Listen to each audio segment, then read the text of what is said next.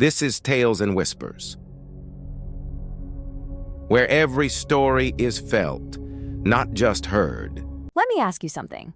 Have you ever spent hours, maybe even days or years, just wrestling with a problem, searching for some super complex solution, only to find out the answer was simple and right there in front of you the whole time? Well, today we're diving into a powerful story that gets right to the heart of that feeling. The parable of the unlocked door. So, I want you to keep this question in the back of your mind as we go through this story. Seriously, what if the key you're so desperately looking for isn't in some hidden box, but it's already in your hand? All right, let's set the scene. We're in a dark, damp castle dungeon, way back in the age of King Louis XIV of France. And inside, a prisoner is just counting down his final hours. His execution is scheduled for sunrise. It's a grim scene. The situation feels totally hopeless. And then suddenly, the heavy cell door creaks open. But it's not the guards coming to take him to the gallows. No, it's King Louis XIV himself, with his men right behind him. I mean, can you imagine the shock, the confusion? The most powerful man in all of France has just walked into his cell. And then the king makes this offer. It's this bizarre, almost unbelievable test. He tells the prisoner, look, there is a secret, unguarded way out of this cell. If you can find it before dawn, you can walk away a free man. But if he can't, well, the execution goes on as planned.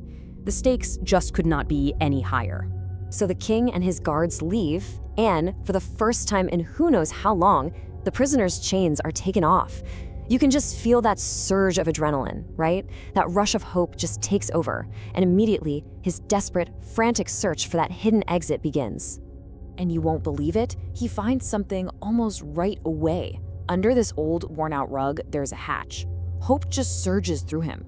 He scrambles down a ladder into the dark, climbs another set of stairs, and then he feels a cool breeze on his face. The scent of freedom. But then his hope just evaporates. The passage leads to the very top of a high, inescapable tower. A dead end. Talk about a crushing disappointment. But you know, he doesn't give up. In frustration, he kicks the wall and a stone actually moves. Another jolt of hope. He pries it loose and finds a dark, narrow tunnel. He squeezes through and hears the sound of running water. It must be the river.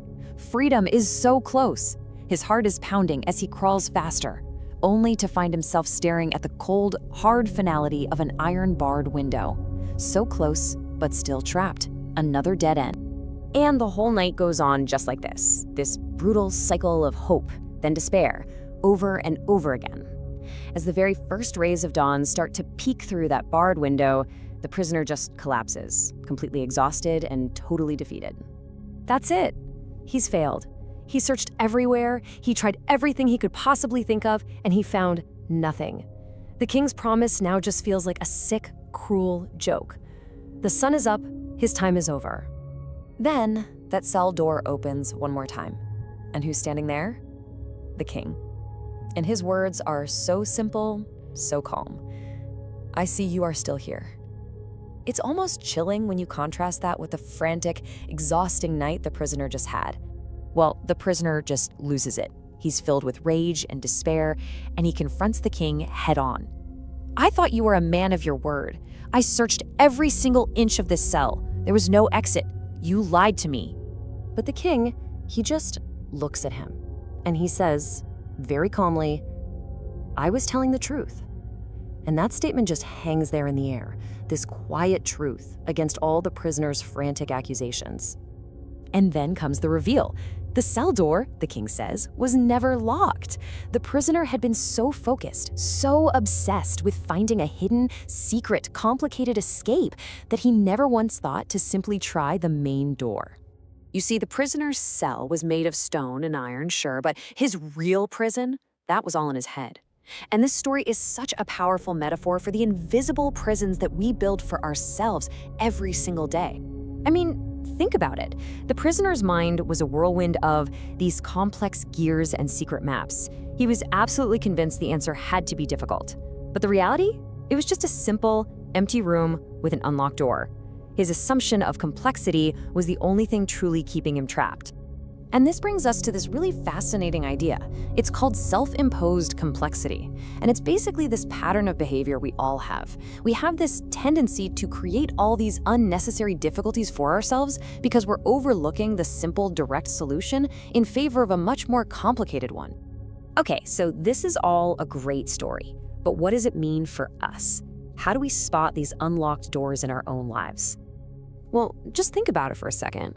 In your career, are you maybe chasing some super elaborate strategy to get ahead when the real unlocked door is simply doing your core job with absolute excellence? Or what about in a relationship? Are you analyzing every little text, creating all this drama, when the unlocked door is just a single honest conversation? We build these kinds of prisons for ourselves everywhere. This right here is what you could call the complexity trap.